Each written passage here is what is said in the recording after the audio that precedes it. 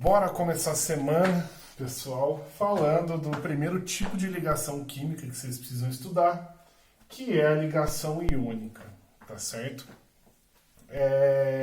Conteúdo das páginas 33 a 35 da segunda apostila, tá bom? Então a gente teve a aula no sábado sobre... Eu postei para vocês a aula no sábado sobre a introdução sobre ligações químicas e agora a gente vai falar efetivamente sobre cada um dos tipos de ligações químicas, tá certo? Então a primeira delas, ligação iônica. Obviamente a ligação iônica acontece entre íons, obviamente como o nome dela mesmo diz, mas basicamente quando a gente fala de ligação iônica, a gente está falando de uma ligação que envolve muita energia, ou seja, que envolve a retirada e a adição de elétrons, e a gente viu que nas propriedades periódicas a gente fala da energia, né, da energia que é liberada tanto quando se adiciona ou quando se retira um elétron daquele núcleo atômico, tá bom? Daquele átomo, perdão, núcleo atômico não, porque no núcleo não tem elétron. Então a gente está falando de uma quantidade imensa de energia para transformar um átomo em positivo ou em negativo. Então, se eu tenho um átomo que é positivo junto com um átomo que é negativo, eu tenho entre eles um negócio que a gente chama de atração eletrostática. Positivo com negativo se atraem, os opostos se atraem. E para falar de ligação iônica é muito fácil falando de opostos se atraem, porque os átomos se relacionam numa ligação química como se fossem dois namorados mesmo, tá?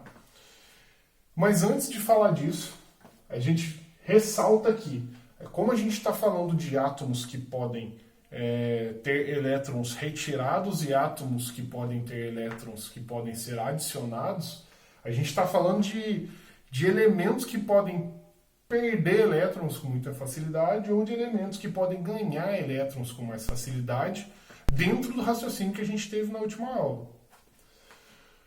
Mas para já facilitar a vida de vocês que gostam pra caramba de decorar as coisas. Os elementos presentes no grupo 1, 2 e 13, ou seja, grupos 1A, 2A e 3A representativos, são elementos que perdem elétrons com muita facilidade. Respectivamente, os elementos dos grupos 1, 2 e 13 perdem 1, 2 e 3 elétrons, respectivamente. Ou seja, os elementos do grupo 1 perdem 1 elétron, os elementos do grupo 2 perdem 2 elétrons e os elementos do grupo 3 perdem 3 elétrons. Tá? Já dos elementos que ganham elétrons, os elementos do grupo 15 ganham 3 elétrons, do grupo 16 ganham 2 elétrons e do grupo 17 ganham 1 elétron apenas. Pera, se tem uma galera que ganha elétron com facilidade, a galera que perde elétron com facilidade, a gente está falando de matches perfeitos de elementos. Ou seja, elementos que querem perder esse elétron tem que ir para algum lugar. Então ele vai para o elemento que quer ganhar esse elétron. Então você tem alguém querendo doar com muito amor esse elétron e outro elemento que quer receber com muito amor esse elétron. Então vou começar a utilizar esses exemplos para vocês. Pegar a distribuição eletrônica do sódio, que está no grupo 1. Então, obviamente, a gente já adianta que ele perde um elétron. Ou seja, se ele perde um elétron, ele fica com uma carga positiva. Fazendo a distribuição eletrônica dele, fica 1s2, 2s2, 2p6, 3s1.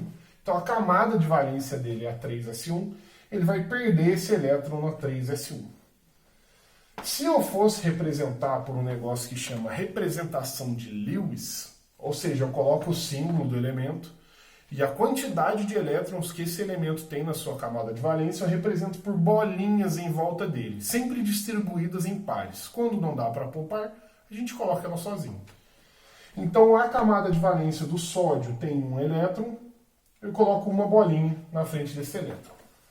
Então essa aqui é o que a gente chama de representação de Lewis. Foi um dos cientistas que falou sobre ligações químicas anteriormente, que a gente já discutiu.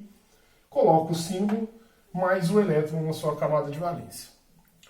Então o sódio está sozinho com seu elétron. Ele precisa perder esse elétron para alguém. Ou seja, ele está doido para se relacionar perdendo esse elétron para alguém. Guarda a história triste do sódio que está solitário. Pegamos agora o cloro, elemento de número 17. Se a gente fizer a distribuição eletrônica do cloro, a gente vai ver que é 1s2, 2s2, 2p6, 3s2, 3p5. Esse elemento aqui, o cloro, ele está no grupo 17. Então, no grupo 17, os elementos ganham um elétron com muita facilidade. Pera. Então, já adiantando, o macete é grupo 17 ganha um elétron com muita facilidade. Se ele ganha um elétron com muita facilidade, é porque ele tem 7 elétrons na sua camada de valência. Olhando aqui, ó, 3s2 e 3p5, essa é a camada de valência do cloro com 7 elétrons. Então, se a gente for fazer a representação de Lewis para esse cloro, a gente coloca aqui 1, 2, 3, 4, 5, 6, 7 bolinhas em volta dele. Lembrando que sempre de pares primeiro, 1, 2, 3, 4, 5, 6 e por último o 7º elétron solitário ali.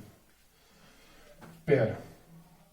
Antes eu contei para vocês a história triste do sódio que estava solitário querendo doar o elétron dele com muito amor e carinho.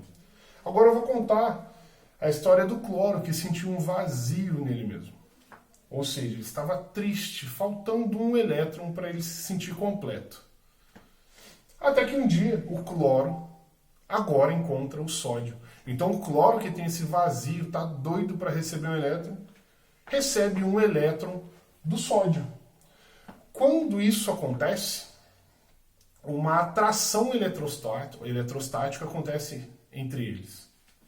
Então agora o sódio não tem mais esse elétron, ele fica com 8 elétrons na nova camada de valência dele, ele perde um elétron da 3s1, ele fica 2s2, 2p6, 6 mais 2, 8 elétrons, assim como o gás nobre mais próximo dele, neônio. Enquanto o cloro, ele ganhando um elétron, ele adiciona um elétron na camada de valência, fica 3s2, 3p6, 2 mais 6, 8.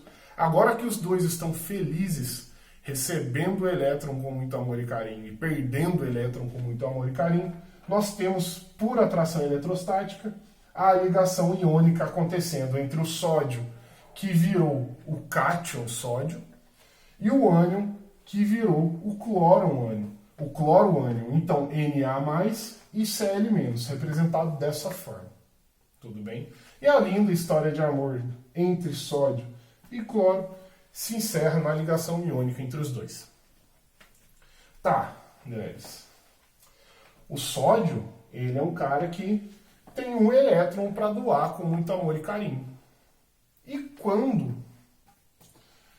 o meu elemento, ele, por exemplo, ele está no grupo 2 e ele perde 2, ele está doido para perder 2 elétrons com muito amor e carinho. Bem, a história que eu contei do sódio para vocês é uma história de monogamia, bastante comum. Agora, quando a gente fala do cálcio, por exemplo, que é um elemento que está no grupo 2 da tabela periódica, ou grupo 2A, significa que ele tem 2 elétrons na sua camada de valência, ou seja, ele pode perder esses 2 elétrons que estão na camada de valência dele. O cálcio ele tem número atômico igual a 20, fazendo a distribuição eletrônica do cálcio 1s2, 2s2, 2p6, 3s2, 3p6, 4s2. Essa é a camada de valência do cálcio. Então, se o cálcio perde esses 2 elétrons, a camada de valência dele passa a ser 3s2, 3p6. 2 mais 6, 8 elétrons. Ele fica estável. Então, para o cálcio, é muito bom. Ele está doido para doar 2 elétrons com muito amor e carinho. Mas e se o cálcio tivesse encontrado, por exemplo, o cloro na vida dele? Bem, o cloro a gente sabe que recebe um elétron só. Mas e se o cálcio encontrasse 2 cloros na vida dele? O cálcio doaria um elétron para cada um desses cloros com muito amor e carinho. Então a gente tem aí o caso de Dona Flor e seus 2 maridos, tá certo? significa que o cálcio, tem um elétron a mais para doar. Então, para esse um elétron a mais ser recebido, ele precisa de outro cara para preencher esse vazio dele, que no caso seria outro cloro. Então, o cálcio, como está representado aqui, tem que doar 2 elétrons. Eu tenho 2 cloros para receber esses elétrons. A representação que a gente faz é o cálcio agora na sua forma de cátion, por ter perdido esses 2 elétrons, e 2 cloros aqui com esses elétrons recebidos, formando aí nossa molécula nova. Reparem bem, no primeiro caso, eu tive o sódio com uma carga positiva, se ligando com o cloro com uma carga negativa. Para a gente não ter que fazer esse processo todo, essa historinha toda de amor entre os dois, a gente pode pegar o número 1 que está aqui, ó, e escorregar ele para cá. Ó. Tá vendo? A gente forma aqui o NaCl.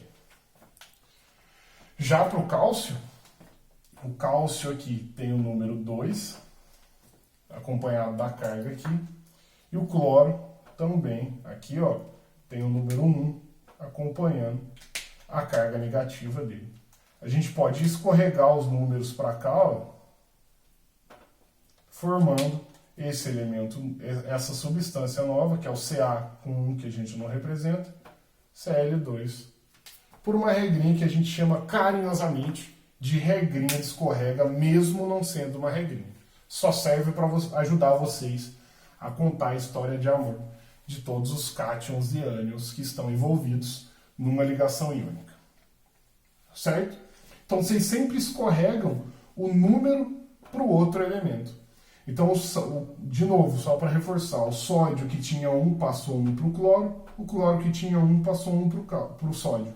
Então, sódio e cloro ficam em NaCl. O 1 a gente não costuma representar, tanto para a carga quanto para os elementos que fazem a ligação. Por isso que a gente não coloca o número 1. Agora, quando a gente fala do número 2 ou mais, no caso 3, né? O 2 a gente escorrega para o cloro, a gente tem que representar o cloro com 2 aqui. Só que o 1 que estava aqui na carga do cloro, quando vem para o cálcio, ele não é representado.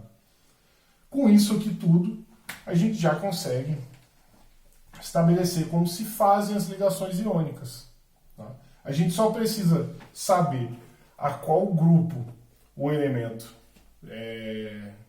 ele pertence e, em seguida, entender como funciona a carga de cada um.